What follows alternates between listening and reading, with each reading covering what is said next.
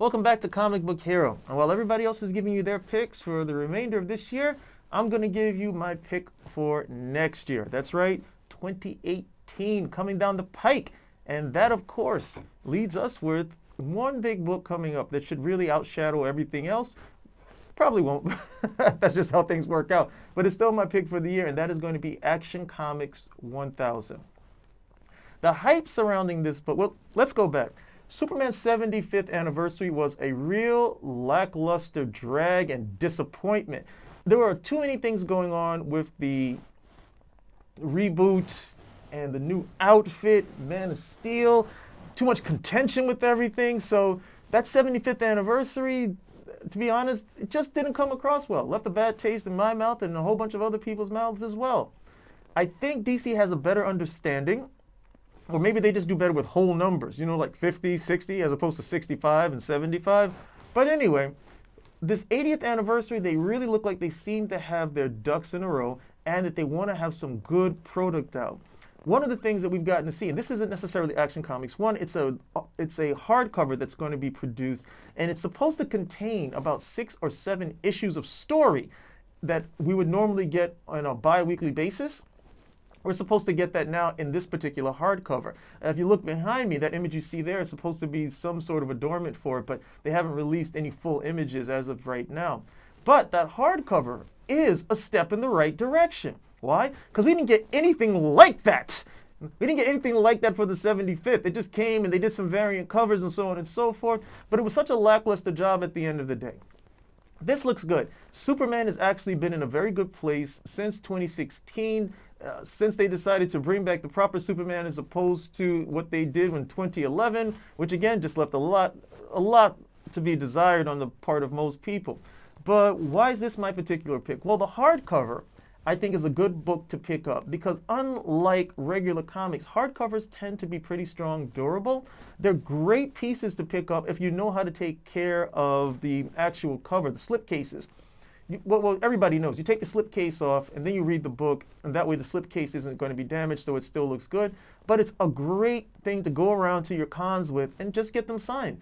You can get a signature by Jerry Ordway, Dan Jurgens, Ed McGuinness, everybody who's ever worked on a Superman book, and you can just fill that book up. It's a nice piece to have, and it's durable. You don't have to necessarily worry about it. Hardcovers, contrary to popular belief, actually sell very well later on. There have been hardcover books I have picked up for whatever the cover price is, but because they're usually top dollar at the time, most people don't pick them up, but their print runs are really low. For example, there's a great hardcover of Walt Simonson's Thor run. There was a regular and a variant cover.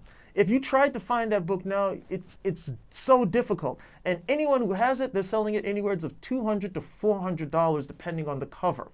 Nobody paid that much for it when it came out. And if it was that much, it would be even harder to get. So hardcovers are a solid investment at the end of the day. They usually mark up pretty well on their own because it's so hard to get them later on. They don't make that many of them, not for comics at least, or for any books for that matter. And if it's really good, they'll go back into printings, which means that you got your hands on a nice item. So that's number one. The other thing with hardcovers, or rather with this particular hardcover, it's the prelude to what we should expect from Action Comics 1000. There's some really good stuff in that hardcover, but the big book, Action Comics 1000, they haven't shown anything, but I'm expecting variant covers out the wazoo, this, that, with the other, all the live long day, and every other country phrase that you can actually come up with at this point. But this is DC's big shot of the year to really do something big for Superman, and they dropped the ball last time. I don't see them dropping the ball this time. It'll probably tie in a little bit to Doomsday Clock as well, as that's something that they are definitely going to try to promote and do a really good story with.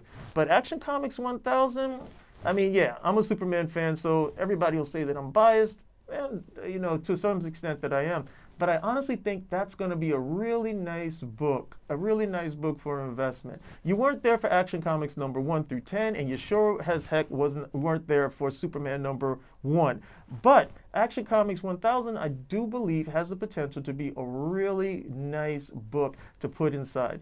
The other reason that I'm also paying attention to this is that a lot of readers especially Superman readers, don't seem to know that there have been second, third, fourth printings of some of the bigger Superman books. And that's what I'm looking at here, that I expect that it's going to go through multiple printings.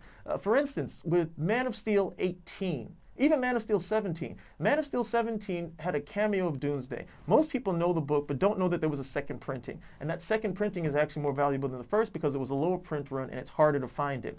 The same thing with Man of Steel 18. There were 5 printings of that book.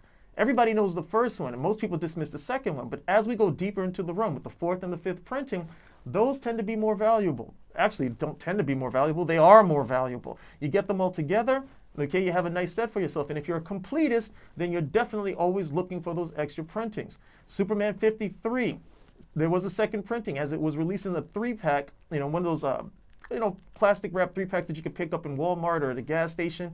It was released in that form as well. Most people don't know it. That book goes upwards of $30 if you can find it, and you have to be able to find it.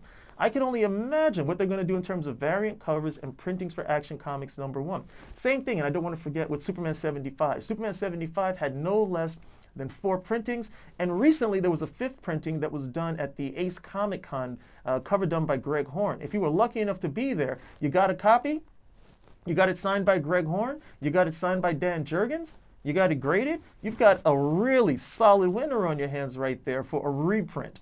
So I'm looking at Action Comics 1000 with the same mind and the same mentality. This will be a big book, and not only will it be a big book, but it's going to be a book of variant covers, printings, and you're going to sell one way or the other, but to really focus on getting yourself the best possible copies and paying attention to the runs and the fact that they're probably going to come out with multiple runs as well. Yeah? So hey, a Happy New Year to all. A Merry Christmas first as well, and we'll see you in the new year. From Comic Book Hero, catch you later.